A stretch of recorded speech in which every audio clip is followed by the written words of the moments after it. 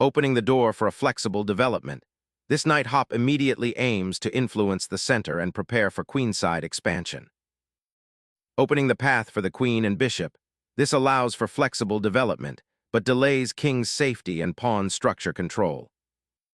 Preparing a kingside fianchetto, aiming for central control and a solid pawn structure. Securing queenside space aggressively, this pawn push aims to disrupt white's fianchetto and seize the initiative on that flank. Developing the bishop here aims to control that long diagonal, potentially pressuring black's queenside expansion. Developing the bishop to guard that long diagonal and prepare for castling sets up a solid defensive structure against white's flank ambitions. Securing the king's safety allows white to freely develop further pieces and potentially launch an attack later. Developing the knight to f6 offers a more solid central presence, aiming to contest the kingside and prepare for potential pawn advances. Solidifying the center, this prepares for kingside development while keeping options open for a d4 push later. Developing the bishop quietly fortifies the kingside and prepares for castling, harmonizing with the other pieces. Unleashing central pawn pressure, white bravely challenges black's kingside buildup and opens lines for aggressive piece play. Solidifying the center and preparing for queenside expansion, this pawn advance simultaneously opens a diagonal for the bishop. Solidifying the queenside pawn structure and preparing a future queenside expansion. Securing the knight reinforces the center and prepares to develop the queen's bishop, fostering a more robust pawn structure. Provoking a central pawn exchange to gain space and open lines for the bishop is an ambitious idea. Solidifying queenside territory and preparing for future queenside expansion, this pawn push anchors black's structure. Unleashing the kingside pawns now creates significant pawn tension, potentially opening attacking lines towards black's monarch. Unleashing pressure on the queenside, this piece asserts influence over key central squares and the b2 bishop's diagonal. Developing the bishop solidifies the kingside and prepares for potential queenside action.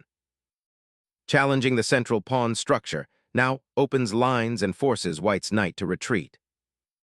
Shifting the knight to c2 prepares a queenside repositioning, aiming to reinforce the pawn chain and potentially challenge black's advanced queenside. Shielding the queen from the knight's watchful eye, this repositioning prepares for a potential queenside pawn advance. Initiating a repositioning to reinforce the e4 pawn's advance and prepare for potential central skirmishes, this knight embarks on a strategic redeployment. A bold knight sortie aims to disrupt white's central control and pressure the queenside pawns. Focusing the queen behind the lines now to support the pawn push, anticipating potential breakthroughs. The knight ventures to the edge, aiming to dislodge white's centralized pieces and gain space on the queenside. Solidifying the queenside and preparing a pawn advance, this maneuver eyes potential central breakthroughs while supporting the knight's centralizing ambition. Preparing an advance on the queenside, potentially creating outposts for your pieces. Refitting the bishop to a more active diagonal on the queenside now, preparing for future queenside expansion. Castling secures the king, a vital defensive necessity amidst this maneuvering midfield conflict. Unleashing pawns on the kingside, white aims to rupture black's pawn structure and create attacking chances, though it might weaken the king's shield. Embracing the queenside expansion, black solidifies defense of that flank while preparing to redeploy the rook for central pressure or counterplay. A measured retreat to keep the bishop actively defending, preparing for further kingside expansion. Repositioning the bishop to its more passive diagonal relinquishes valuable kingside defense and allows white further attacking initiative.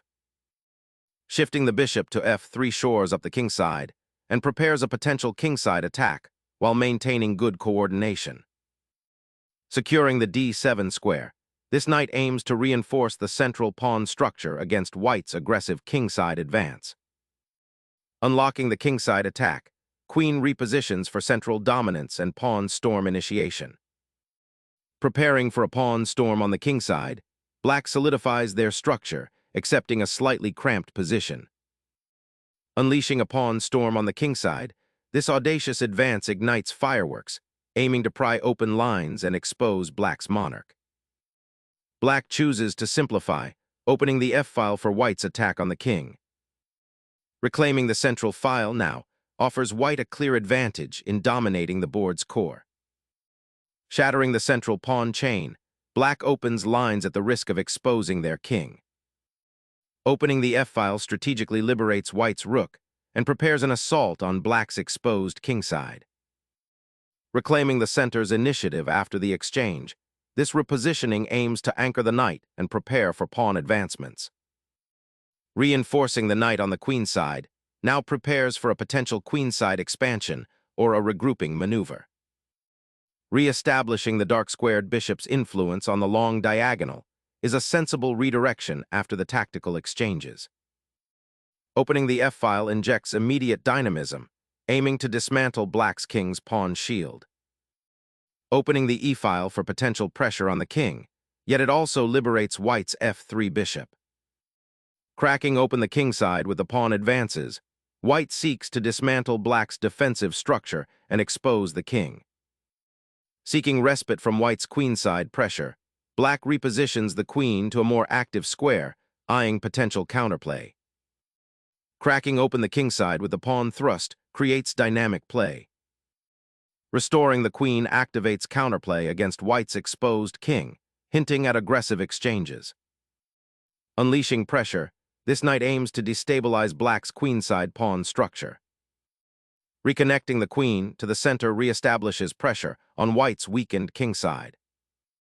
Unlocking the e-file with the knight sacrifice offers a sharp tactical opportunity to disrupt black's pawn structure and target the king.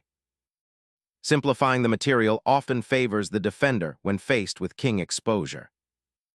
Recapturing the pawn immediately secures material parity and simplifies the position, opening lines for your centralized knight.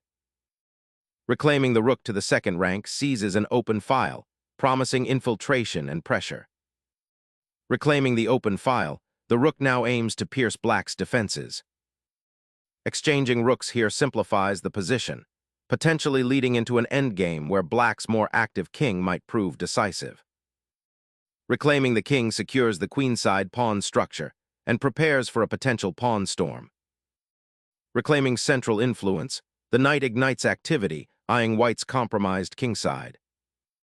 Liberating the king's pawn structure unlocks the d-file for the rook. Capturing the pawn loosens black's central structure, potentially opening lines for white's active pieces. Opening the c-file for your rook immediately unleashes powerful counterplay and aims to exploit black's isolated pawn structure. Probing the queenside pawn structure opens up avenues, but risks leaving the king exposed. Aimed at securing the queenside and potentially opening the b-file for future pressure. The knight's return to the queenside aims to disrupt white's central pawn structure and potentially gain influence on the c3 square. This aggressive advance aims to seize control of the crucial kingside files, threatening to expose the black king and create immediate attacking chances.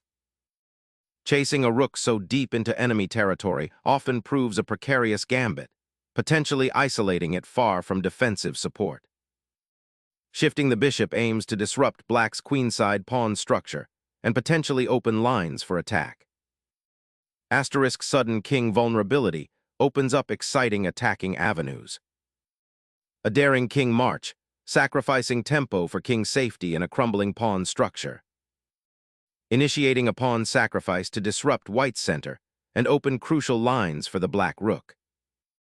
Opening the d-file now clears a path for your rook, potentially creating immediate threats against black's exposed king. Shifting the king defensively consolidates the weakened queenside structure and prepares for potential pawn advances. Reclaiming central influence is paramount here to halt black's advancing pawns. Activating the rook on the open file aims to disrupt white's passed pawn and centralize its attacking potential. Pushing the king forward aims to activate it, but leaves it exposed to potential threats on the open board. Unleashing the knight to harass the queenside eyeing a potential pawn invasion while seeking active squares. Re-establishing central influence, this knight eyes the weakened queenside pawn structure. Seeking to develop the dormant bishop, black hopes to activate it from its passive diagonal. Controlling the central light squares now becomes paramount for white's king safety and piece activity. Advancing the pawn here on the queen side, a desperate attempt to create counterplay. Securing the rook's influence on the open file promises increased pressure against black's vulnerable king. Protecting the rook's escape square and preparing a timely defensive maneuver to shore up the weakened queen side. Forcing the black king into a dangerous square, opening lines with decisive energy. The black king, exposed and vulnerable, now seeks refuge from the relentless white knight. Unleashing a royal march, forcing the black king to dance and exposing its defenders.